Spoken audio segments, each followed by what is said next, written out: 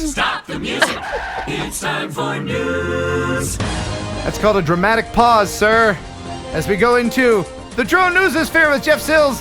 What's going on, buddy? I'm dramatic? Hey, cool. You're I'll go with that. So dramatic. All right. So to start the news off this week, we have the Great Barrier Reef Foundation recently successfully used drones to count an aggregation of more than 64,000 turtles. Oh, wow. This is at the world's largest green turtle nesting area. The foundation has a 5-year, $7.5 million recovery project that seeks to restore vital green turtle rookery, I guess is what they would call it. And normally they would have to go out by boat or, have to like count nests, etc. In this case, they were able to put a drone up and then digitally record all of the turtles and then count them. Wow, that's a lot of turtles. I mean, what do you do in that case? Do you get an exterminator? You just go out there and start clubbing? What do you do to get rid? I mean, that's too many. They're raising them on purpose. They're doing this on purpose? Oh, okay. Yeah. My bad. I thought it was an infestation. Okay. That's why it's called a rookery. Okay. Okay. Gotcha. Yeah. All right. I was going the other way because if I had that many turtles in my pool, I'd get the strainer for sure. Okay. Yeah. That's what we call the ocean. Oh. Thanks, Luke. See, the knowledge goes both ways. Appreciate it, buddy.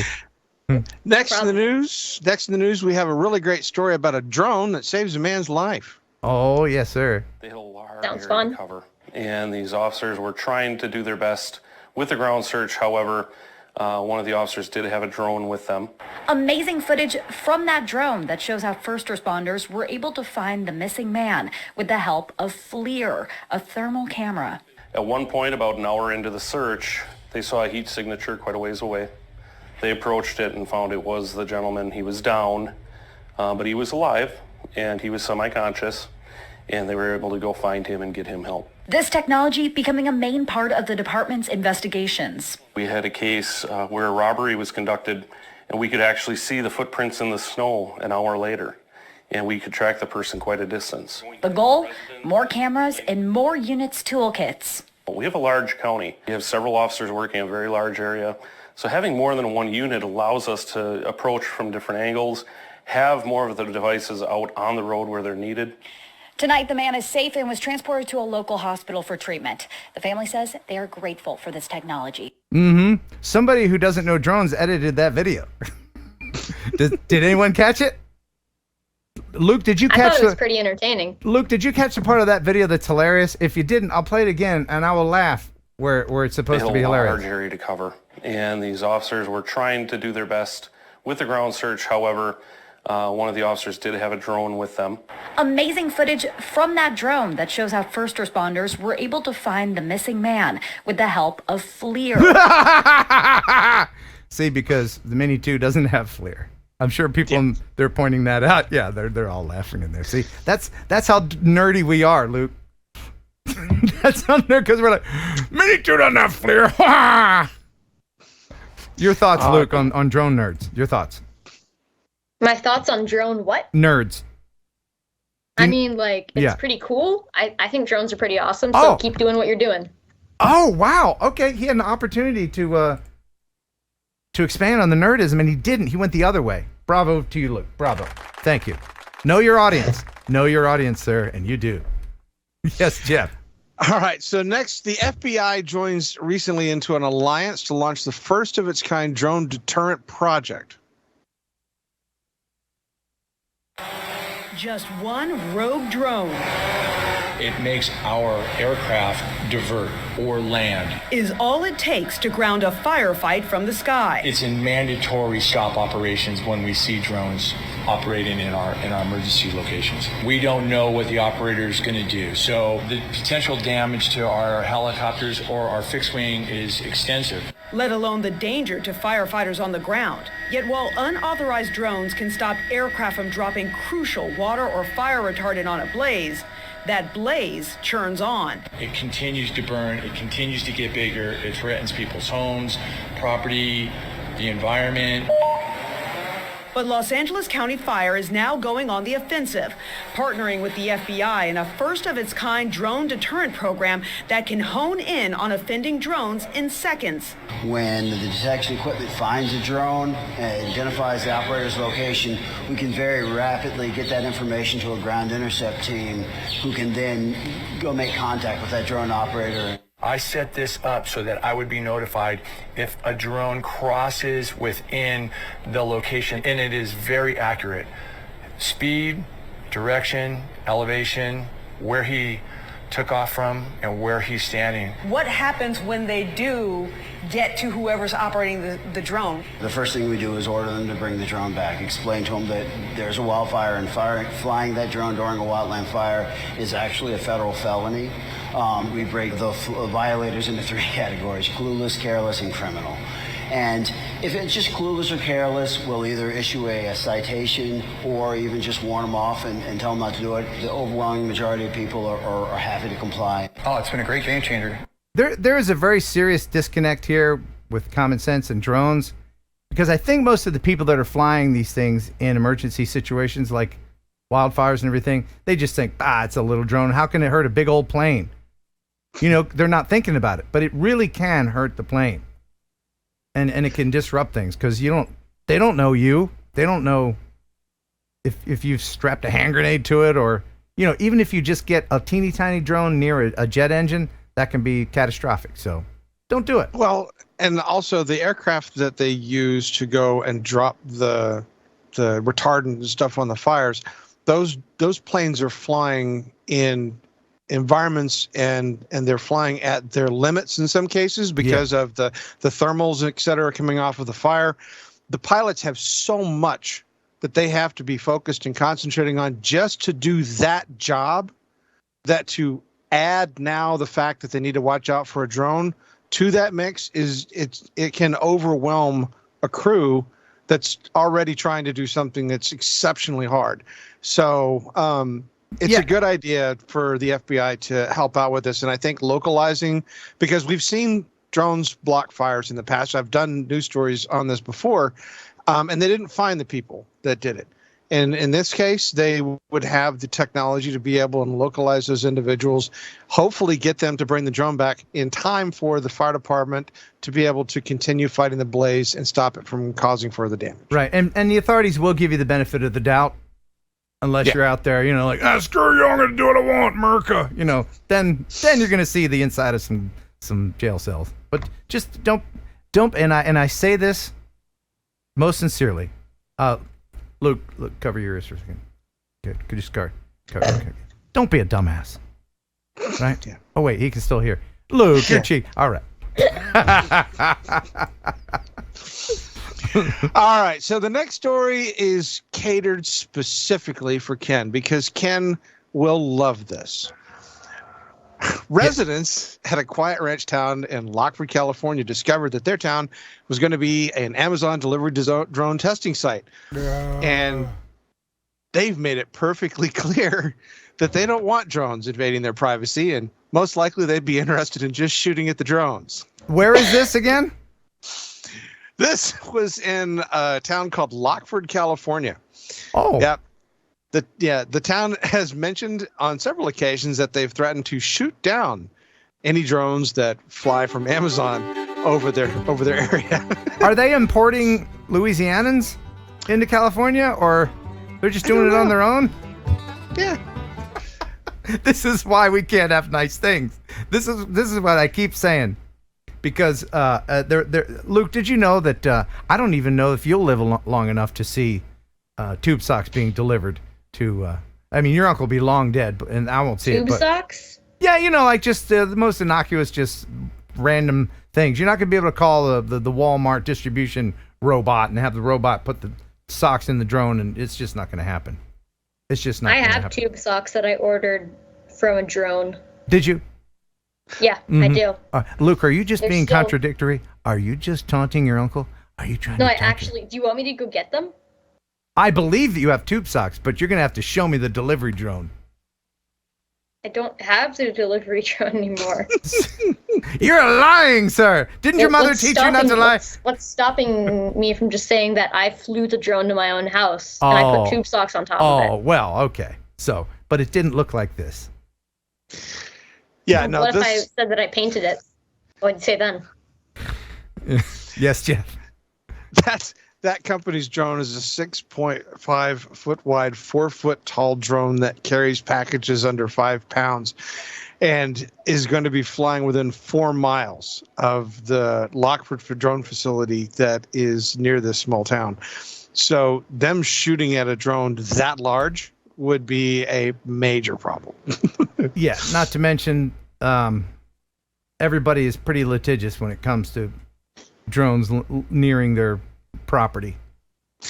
Yeah, so it's putting a challenge to Amazon delivery, at least in that particular area. So I figured you would enjoy that, sir. No, I enjoy it whenever you have one of these drone delivery stories. All right, so 2 men in British Columbia have been charged after they allegedly used a drone to smuggle drugs in a Manitoba prison. According to the RCMP officers at Stonewall, they received a report of a drone flying above and into the Stone Mountain Institution at 3:20 a.m. on July 3rd. The officers responded, found the people that were essentially flying the drone in a vehicle on Highway 7, stopped the vehicle because apparently they were driving it while flying the drone. And actually, no, on second thought, they had flown the drone back. That's what it was. They'd flown the drone back, and they found the car and the drone in the back seat. Okay. Thus, incriminating evidence, the 2 individuals were arrested. Okay, I have to believe, I don't know it's true, but I'm sure it's true, that everyone that's flying drugs or cell phones or contraband into a prison with a drone thinks that they're the first one to think it up. Yes. Right? Yes. Absolutely. Yeah. Every single one of them's like, hey, man, you know your cousin's got that drone, right? Hey, what if we, like, I don't know, tape some pills to it, send it over to the prison? And then the other guy's like, dude, you say you never went to high school? Because you're pretty smart. Isn't it convenient that most criminals are stupid? At least the ones we hear about that get caught. Yeah. Absolutely. Who is grinding meat? What is that noise? For the love of doing. Is that Maybe you? it's me. Hang on. What is it? It stopped. What was it? That's my computer overheating. The cooling fan. Okay. It's the cooling fan. Now I know what you're getting for Christmas. A quiet computer. All right. All right. So the National Health Service is going to be upping their drone courier system to include chemotherapy drugs in a bid to speed up delivery of vital medicines. It's hoped that the technology will enable doctors to make the same-day delivery orders for drugs and medical equipment anywhere in the country. Yeah. This is going to be delivering chemotherapy drugs from a pharmacy at Portsmouth Hospitals University NHS Trust to St. Mary's Hospital in the Isle of Wight. This is good. See, this is a delivery I can get behind. Inter-hospital deliveries of drugs and blood and other things. Absolutely. But even if one hospital wanted to deliver tube socks to another hospital, it just won't happen. Unless they're medicinal tube socks. Yes. This particular delivery service is going to drop the delivery time from 4 hours, which requires the use of 2 cars, a hovercraft, and a ferry, to 30 minutes. Wow. With one flight by the drone. That's time and money saving. Yeah, time and money. That's awesome.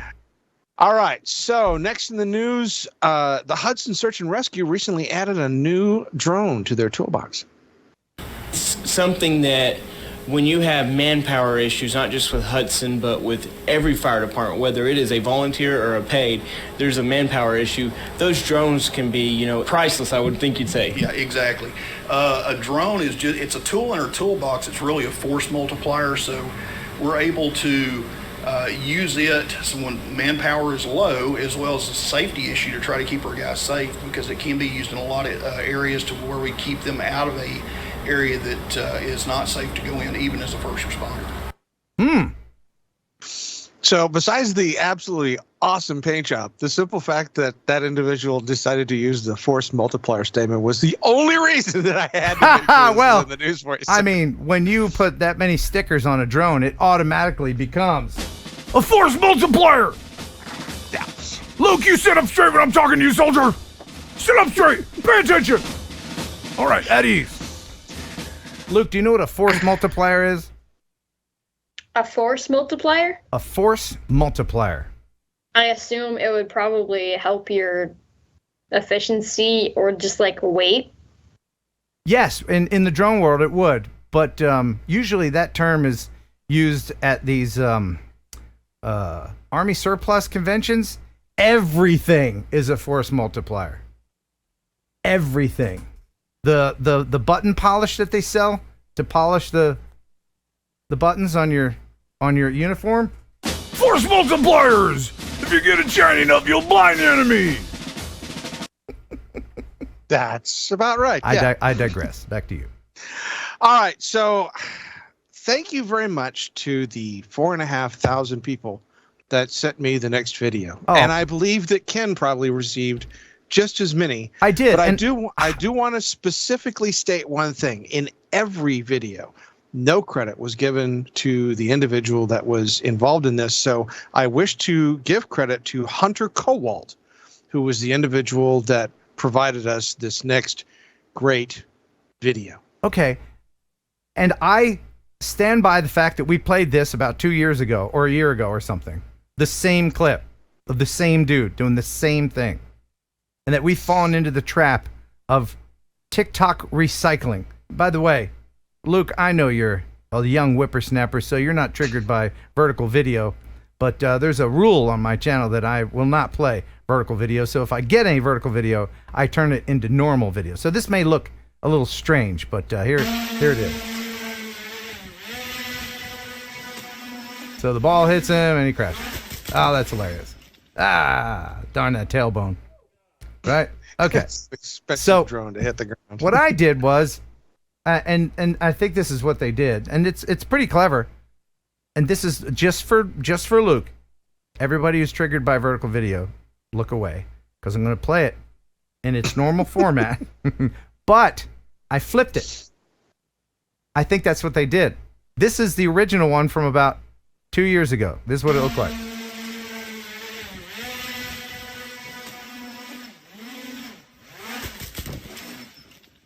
So, if it looks familiar,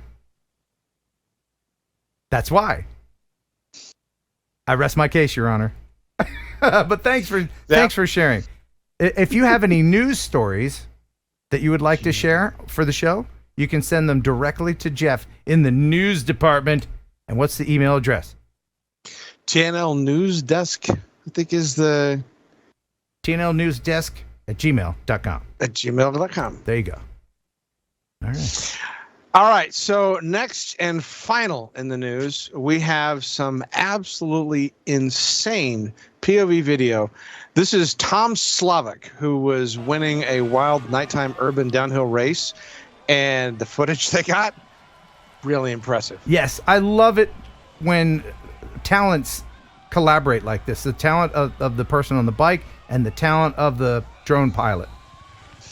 Yeah, these downhill races that they do are insane enough as it is. The crowds being right up next to it, and the fact that the courses, I still try to figure out how in the hell they memorize the course. You know, myself. I'm trying to figure out how they did the audio, because I think the microphone has to be on the bike because you can hear the whir from the drone. That's pretty constant. I think the audio's got to be on the biker dude. Yeah, that's what I'm thinking as well, because the timing is very, very close to being on point. You know what else I like to think? That I could fly like this. I think I could. I think I could. Why are you laughing? I think I could do it. It's pretty straightforward. There's a lot of obstacles I could do in it. this that I mean, several obstacles that I didn't see because they were in shadows. So well, this isn't the camera that he's looking. The FPV camera has better light than this camera. I hope so. It does, yeah. So there you go. Well, that's cool, man. I could totally fly like that. What do you think, Luke? Can your Uncle Ken fly? Is that good? Yeah, I think so. I mean, I've seen you fly around with the fast drone. You could definitely do that. Oh, man. Thanks, Luke. I love you, buddy. Awesome. You know what else? I'd love to watch you try. You would let me? Love to watch you try. I would also like to watch you try. I filmed a biker guy. He's got a few cuts in his back. I got close a couple times, but it still looks good. Yeah. All right, Jeff. Hey, thanks, man. Appreciate it. You are most welcome. Thanks for stopping by. Now get out. We should probably mention RemotePilot101.com. Isn't it a great place? Great place. It is a great place. Tell us about your place, Jason. So, Remote Pilot 101, no one has prepared more Part 107 pilots than us. And you'll be pleased, those of you who are current customers now, you're going to be experiencing version 3 and a brand new learning management system in about 2 weeks. So the best just keeps on getting better. RemotePilot101.com. Use promo code Heron18, which, by the way, Ken, I can't brag on you enough. When we search promo codes, you know me, I'm all about our marketing and everything else. Heron18 is the most used promo code. Your people listen to you, Ken. Yay! Thank you, people. I appreciate that. And you've been very busy updating the lessons too, because there's not every video has gotten a facelift. There's 76 videos in there. Every single one has gotten a facelift. The course has gone from 9 hours to almost 12 hours now. There's just so much new content. We're always trying to innovate, push new content. Now with all the recurrent tests changing so much, we're like, wow, we just launched our new course. We need to fix it now. So we're back to that. I was just reviewing some of the stuff our writers sent over earlier for some of the content, and there's some more great stuff coming out here soon as well. And you take actual questions that test takers give you and kind of incorporate those in the quizzes too, right? So they're actual FAA questions. We have a ton of data on that, no doubt. So yeah, and I always share. You know this, Ken. I call them the boot camps at the end, where I share.